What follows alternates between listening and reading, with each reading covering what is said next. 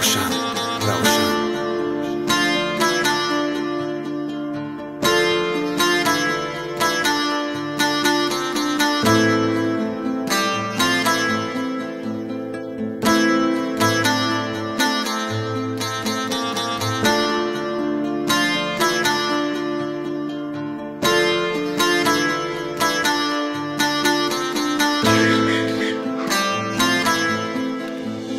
من یه قلبی پوری خونه دارم، از سرنوشت تلخی خود بذارم.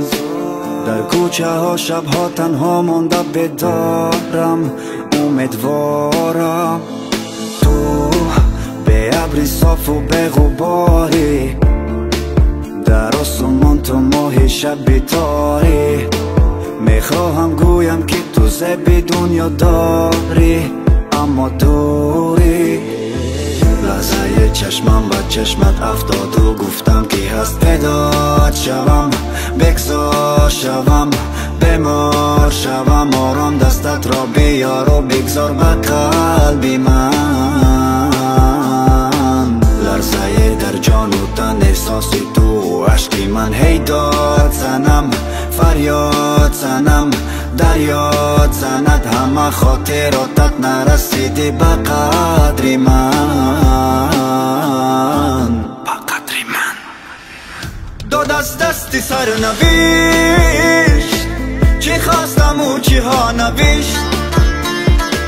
مرا غلام قصر شاه، او را صاحب تخت نوشت.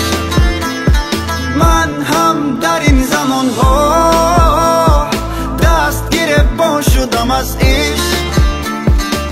تقدیر تلخ و شوری ها، بمیرم و بمان تو خشت.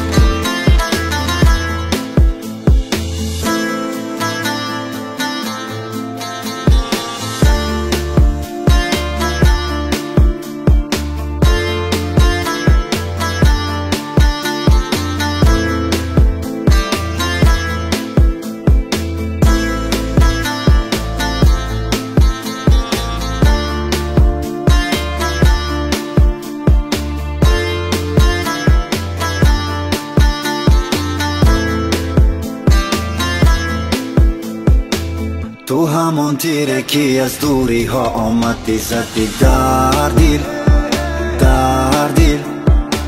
من همون دیوانم که حالا تنها موندم در سردی، سردی.